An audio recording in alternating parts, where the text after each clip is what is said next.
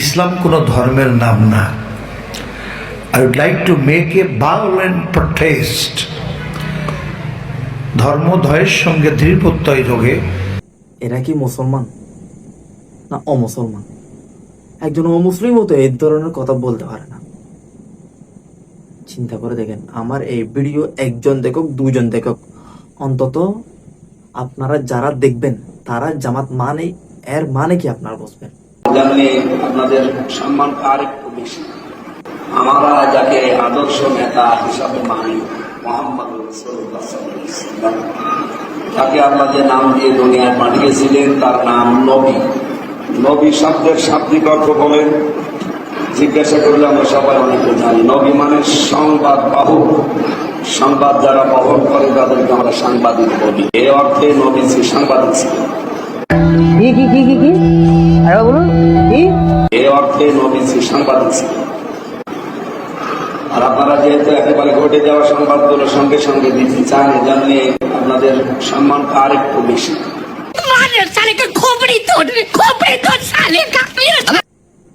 এদের মতো বেঈমানদেরকে জুতা দিয়ে ফেরানো দরকার। এদের মতো হুজুরদেরকে, বেঈমানদেরকে জুতা দিয়ে ফেরানো দরকার। এদেরকে যদি আপনি আলেম বলেন, আপনি আলেমকে আপনি কি বলবেন? এদেরকে আপনি আলেম বলবেন না, এদের মতো আলেম বলবেন না, এদের মতো বেয়াদব বলবেন। সে মুখে কি ব্যবহার করছে আপনি শুনছেন?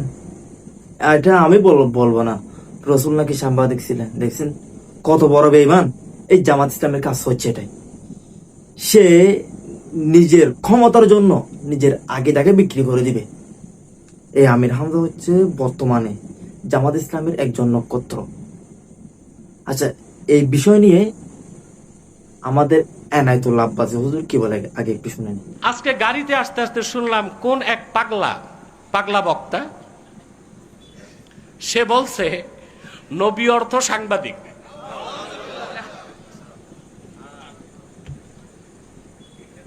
আমি কঠোর কোনো ফতুয়া দিচ্ছি না, কারণ আমাকে ভিডিও দেখতে হবে।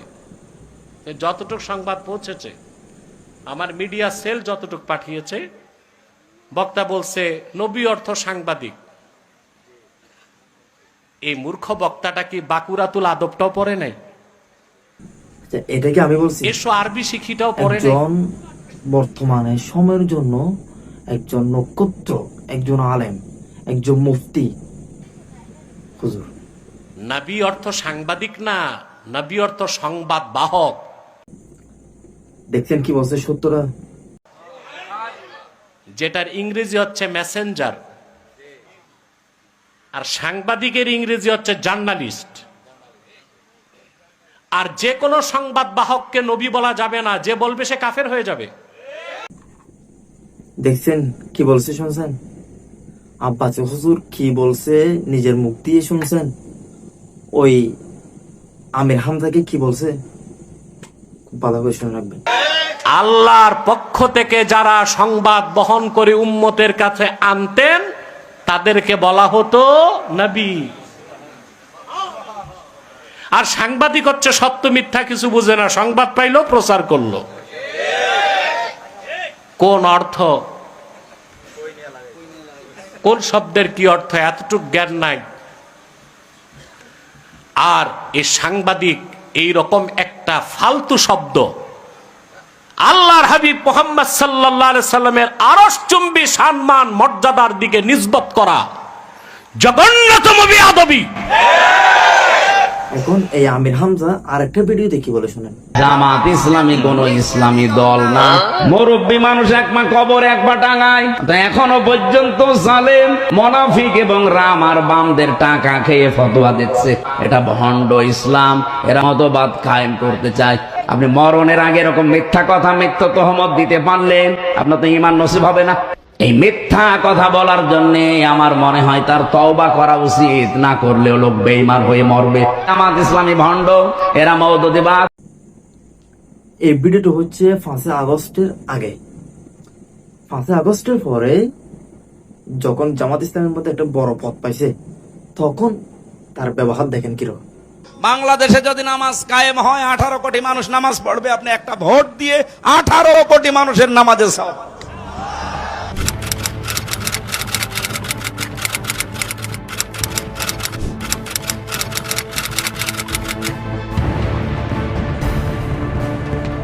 দেখছেন তার মুখে, মানে আপনাকে বিক্রি করে দিবে, তার কোনো টেনশন থাকবে না। নিজের ক্ষমতার জন্য নিজের আকীদাকে ধ্বংস করে ফেলতেছে। এরা হচ্ছে জামাত ইসলামী। আমরা এদের থেকে আমরা কি শিখবো? অবশ্যই অন্যায় যে করবে তার বিরুদ্ধে রুখে দাঁড়াতে হবে। জামাত ইসলামী অন্যায় করবে আমরা চুপ করে বসে থাকবো, এটা না। যদি জামাত ইসলামী যদি সঠিকভাবে যদি কাজ করে তাহলে এদের বিরুদ্ধে ব্যবস্থা নিচ্ছে না কেন? এদেরকে বড় নেতার পদ দিয়ে দিছে কেন? অবশ্যই এদের মধ্যে গাফিলাতি আছে।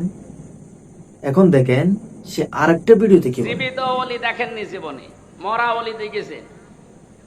বিভিন্ন গাছতলায় আস্তানায় শুয়ে আছে, মরা ওলি মনে করে। জীবিত ওলি যদি কেউ বাংলাদেশে দেখতে চান, কোন দরবারে যাওয়ার দরকার নেই। ডাক্তার শফিকুর রহমানের দিকে তাকাবেন, ওটা টাটকা জিন্দা ওলি। আমি নিজে সাক্ষী দিচ্ছি, তার যে ইবাদতের মাত্রা। দেখছেন, আপনি যদি বেঈমান না চিনেন, এই বেঈমান এদেরকে দেখে চিনে নেবেন। এদেরকে যদি আপনি চিনেন তাহলে বেঈমান আর চিনতে হবে না। বেঈমান আর এরা কোনো পার্থক্য নেই। তার রাজনৈতিক দল, তার ক্ষমতার দল, তার আকীদার দল, আপনি তো সব জানেন। সে কে? এই যে আমির হামজা না, তার দলের আরো অনেক লোক, তার দলের আরো অনেক লোক। আরেকজন লোক দেখেন কি বলে। কেউ যদি চরমুনাই আর জামাতকে সারা ভোট দেয় তাহলে সে কাফের হয়ে যাবে। সোজা কথা, সে কাফের হয়ে যাবে, সে ইসলামের মধ্যে থাকবে না। কারণ এদেশে দুইটা ইসলামী দলই আছে একমাত্র হক পথে, সেটা হচ্ছে চরমুনাই আর জামাত। কেউ যদি বিএনপিকে ভোট দেয় তাহলে সে জান্নাতে যেতে পারবে না। জামাত ইসলামের মতো কোন সহি মুসলমান নেই ভাই। এটা কি মানা যায় কথা? এদেরকে জুতা দিয়ে ফিটানো দরকার না? জামাত ইসলামের মতো সহি আর কোন মুসলমান নেই। ইসলাম কোনো ধর্মের নাম না। I would like to make a violent protest. ধর্মধয়ের সঙ্গে দৃঢ় প্রত্যয় যোগে ধারণ করা থেকে, কোন কোন ধর্মগ্রন্থ থেকে, কোন আমল থেকে এটা এসছে, এটা আজকে না। আল্লাহ যদি সংসদে যাওয়ার তৌফিক দেয় সেদিন অনেক কথাই বলা হবে। এরা কি মুসলমান না খ্রিস্টান না ইহুদি? আপনি বলেন। অবশ্যই আমার এই ভিডিওর মাধ্যমে যদি আপনি বুঝেন কিছু, তাহলে আমি সার্থক হব। সত্যটা আপনি এখান থেকে বুঝে নেবেন যে জামাত ইসলামী কি, তাদের আলেমরা কি, বেঈমান কাকে বলে, জামাত ইসলামী কাকে বলে, আপনি এখান থেকে শিখতে পারবেন। এখন আরেকটা ভিডিও দেখুন। একদিকে রোজা, আরেকদিকে হলো পূজা। এই রোজা এবং পূজা মিলে বাংলাদেশ, রোজা এবং পূজা মিলে ভাটি বাংলা। একসাথে মিলে আমরা একসাথে বড় হব, একসাথেই বেঁচে থাকবো, একসাথেই সংগ্রাম করব, একসাথেই হারিয়ে যাব, একসাথেই উচ্চকিত হব। আমরা এক বৃন্তে দুটি কুসুম, হিন্দু মুসলমান, মুসলিম তার নয়নমণি। দেখছেন, আমি জানি যে আপনি ডক্টর, আপনি প্রফেসর। এই যে আমাদের দেশের মধ্যে বর্তমানে কতগুলো আবাল আছে যে জামাত ইসলামের মধ্যে যারা বড় বড় নেতা, যারা বড় বড় ফাতোয়া, তারা একজন প্রফেসর, ডক্টর, অনেক পড়ালেখা, অনেক জ্ঞানী। ভাই জ্ঞানী দিয়ে আপনি কি করবেন? অতিরিক্ত জ্ঞানী ভয়ঙ্কর। আপনি কি এটা জানেন? সে একজন ডক্টর হয়ে, একজন প্রফেসর হয়ে সে নিজের আকীদা ধ্বংস করে ফেলতেছে। আপনি সেটা জানেন না। সে নিজের ধর্ম কি সেটা বলে যাচ্ছে ক্ষমতার জন্য। তো সে ডক্টর, সে প্রফেসর থাকা আমাদের কি লাভ? দরকার নয় তো আমাদের এগুলা। আমাদের দরকার হচ্ছে একজন সঠিক ইমানদার ব্যক্তি। এদের মতো বেঈমান আমাদের কোনো দরকার নেই। জামাত ইসলামের মধ্যে আপনি যেগুলো পাবেন সবগুলাই এরকম, ক্ষমতার জন্য সবকিছু করতে পারবে তারা। এখন দেখেন, এই জামাত যেখানে যেখানে লাগবে ওখানে ইসলাম ধ্বংস হয়ে যাবে। জামাত লাগছে আলিয়া মাদ্রাসার মধ্যে, আলিয়া। জামাত লাগছে ইত্তেহাদুল উম্মার মধ্যে, ইত্তেহাদুল উম্মা। জামাত লাগছে বিএনপির মধ্যে, বিএনপি। এই জামাতের প্রয়োজন যেখানে লাগবে সেটা ধ্বংস হয়ে যাবে, যেখানে লাগুক ধ্বংস হয়ে যাবে। এত কিছু করার পর সে জিন্দা বলে, জামাতার আমের নাকি জিন্দা বলে। আপনি জিন্দা বলিদের দেখেন নাই? ওখানে গিয়ে দেখে আসেন কাকে, জামাতার আমেরকে। এগুলা ভাই কোনো কথা? আপনি বুঝেন, ঠান্ডা মাথা বুঝে নেবেন কি থেকে কি চলতেছে, জামাত ইসলামের এর ব্যাকগ্রাউন্ড কি। আপনি যেগুলো দেখেন সেগুলো হচ্ছে উপরে তাদের বাস রাখার জন্য, তাদের ক্ষমতা কন্ট্রোলে নিয়ে আসার জন্য। আপনার সাথে কথা বলবো অনেক সুন্দরভাবে, কিন্তু তাদের ব্যাকগ্রাউন্ড যদি আপনি দেখেন, তাদেরকে আপনি থুতু দিবেন। এরা হচ্ছে এত বড় বেঈমান। এখন এগুলো নিয়ে দেখেন আমাদের বড় বড় হক্কানি আলেমরা কি বলে শোনেন, জামাত ইসলামী নিয়ে আমাদের বড় বড় আলেমরা কি বলে শোনেন, একটু বলে শুনুন। আপনি দিন কায়েম করতে হিন্দুদের ওখানে গিয়া রোজা আর পূজাকে এক বললেন কেন? ভগবান আর আল্লাহ আবার এক হয় কেমনে? মোহাম্মদ আর কৃষ্ণ আবার এক হয় কেমনে? এই হিন্দু সম্প্রদায়কে পায়ে পানি ঢেলে ঢেলে ওদেরকে ধুয়ে দিতে পারবেন, লেকিন এরা আপনাকে ভোট দিবে না, এটা ঠিক রাখেন। এগুলো আমি বলি নাই, এগুলা এক একজন আলেম, মুহাদ্দিস, মুফতি, অনেক ভালো ভালো আলেম, তারা বলছে জামাত ইসলাম সম্পর্কে। ভাসানী সাহেব বলছিলেন নীল নদের পানি যেভাবে নীল নয়, জামাতে ইসলামের মধ্যে এইভাবে ইসলাম নেই। আওয়ামী লীগে তো শুধু জুলম সিতম করেছে, আওয়ামী লীগের দেশ লুট করতেছে। জামাতে ইসলাম এই দেশের হুকুমতে আসলে ইসলাম লুট করবে, ইমান লুট করবে। বাংলাদেশ জামাত ইসলামী ও ছাত্র শিবির মানুষকে ইসলামের দিকে ডাকে, তাহলে জামাতকে সমর্থন করা যাবে কি? ইসলামের দিকে ডাকে, তাই না? হ্যাঁ,